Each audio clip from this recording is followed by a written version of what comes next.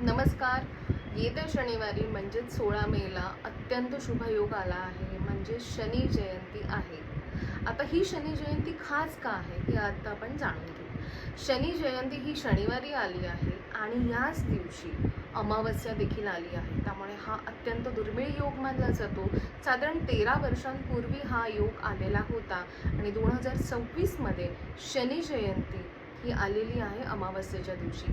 तर हा दुर्मिळ योग कसा आहे किंवा या दिवशी आपण आपला शनीची उपासना करून शनीचा पत्रिकेतील किंवा आपल्या आयुष्यातील दोष कसा कमी करू शकतो हे जाणून घेऊयात. तर शनी उपासना करताना अत्यंत महत्त्वाचं आहे की आधी मारुती म्हणजेच हनुमानजींची उपासना करणं आवश्यक आहे. जसं सर्व देवतांमध्ये सर्वप्रथम श्री गणेशाचं पूजन केलं जातं, तसंच शनी महाराज हे ग्रह स्वरूपात आहेत. जसं महादेव हे दैविक रूप आहेत, ब्रह्म हे सृष्टीचे करता धरता दैविक रूप आहे, तसं शनी महाराज हे ग्रहांचे रूप आहे. आणि शनी महाराजांची उपासना म्हणजेच त्यापूर्वी श्री हनुमानजींची उपासना करणं शुभ मानलं जातं. आता ही उपासना कशी करायची, तर ज्यांच्या पत्रिकेत शनीची 7.5 चालू आहे किंवा शनीची ढैया चालू आहे, ज्या मुलांच्या मुलींच्या अगदी स्टुडंट्स असू देत किंवा काही वर्किंग पीपल असू देत किंवा कोणीही ज्यांच्या पत्रिकेमध्ये शनीचा दोष आहे किंवा ज्यांच्या पत्रिकेत शनीचा दोष नाही आहे पण शनीचे ब्लेसिंग्स त्यांना गरजेचे आहेत, अशांसाठी आपण काही उपाय आता सांगणार आहोत. तर शनी उपासनेमध्ये सर्वप्रथम शनी अमावस्येला म्हणजे शनी जयंतीला सकाळी पहिल्या प्रहरामध्ये म्हणजेच सकाळी 6 वाजल्यापासून दुपारी 11पर्यंत किंवा शेवटचा प्रहर जो आपण म्हणतो संध्याकाळी 5 वाजल्यापासून रात्री 11पर्यंत या प्रहरांमध्ये मारुती मंदिरात जायचं आहे. मारुती मंदिरात 11 प्रदक्षिणा करून गुळ खोबऱ्याचा नैवेद्य भगवान हनुमानजींना दाखवायचा आहे. तिथे बसून तुम्ही मारुती स्तोत्र म्हणू शकता आणि काळभैरव अष्टक देखील म्हणू शकता. तिथेच जवळपास शनी मंदिर असेल तर हनुमानजींच्या दर्शनानंतर तुम्ही शनी मंदिरात जाऊन तेल वाहण्यापेक्षा, मी परत सांगते, तेल अर्पण करण्यापेक्षा मंत्रसाधना करणं शनी मंदिरात हे आवश्यक असणार आहे. तर शनी जयंती विशेष म्हणून तुम्ही काळे उडीद हे 8, 17 किंवा 26 ह्या अंकामध्ये वाहू शकता आणि त्याच अंकांमध्ये शनी मंत्राचं पठण करू शकता. आता शनी मंत्र कोणता म्हणायचा, तर नवग्रह स्तोत्रातील शनी मंत्र किंवा शनींचा जो बीज मंत्र आहे ओम राम प्रीम रोम सह शनय नमः, हा मंत्र देखील तुम्ही 8, 17 किंवा 26 ह्या अंक स्वरूपात म्हणू शकता. याचं पठण केल्यानंतर आपल्या आयुष्यात होणारा संघर्ष किंवा आपल्याला अपेक्षित असलेलं यश हे तिथे व्यक्त करणं म्हणजेच बोलून दाखवणं हे आवश्यक असणार आहे.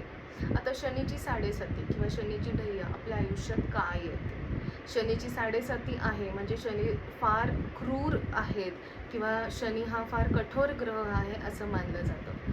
तसं बघितलं तर आपल्या कर्माचा लेखाजोखा आणि त्याचं भुगतान किंवा त्याचे जे भोग आहेत हे आपल्याला शनी महाराजांकडून येत असतात.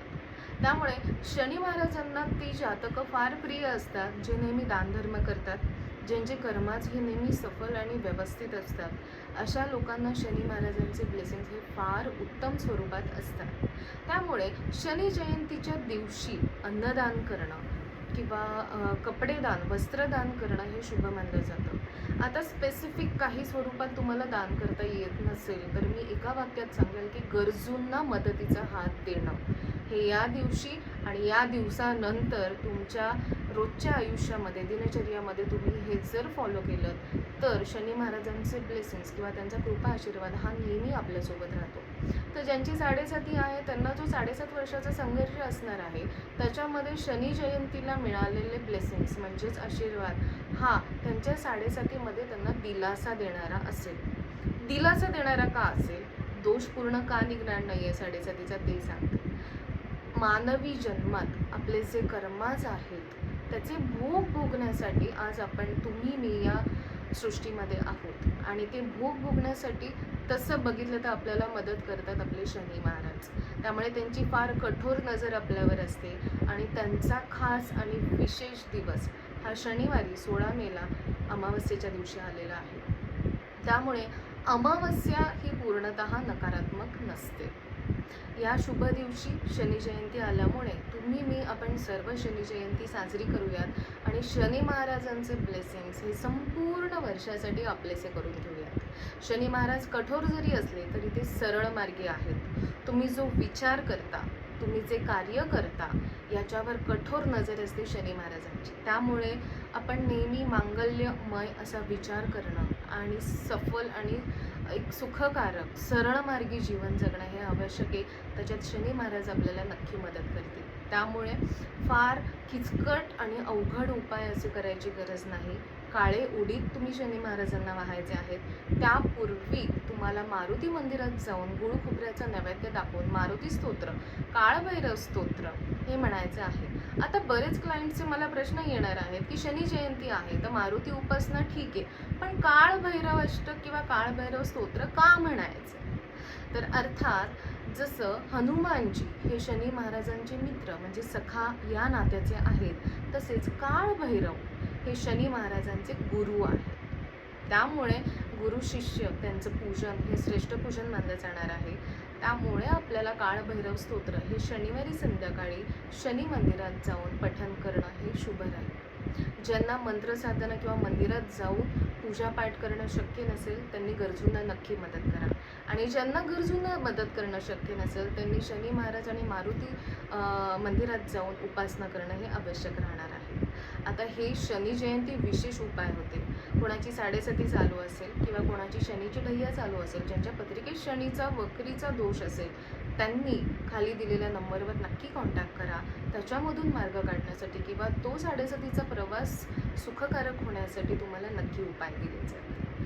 सर्वांना शनी जयंतीच्या हार्दिक शुभेच्छा. ओम शनैश्चराय नमो नमः.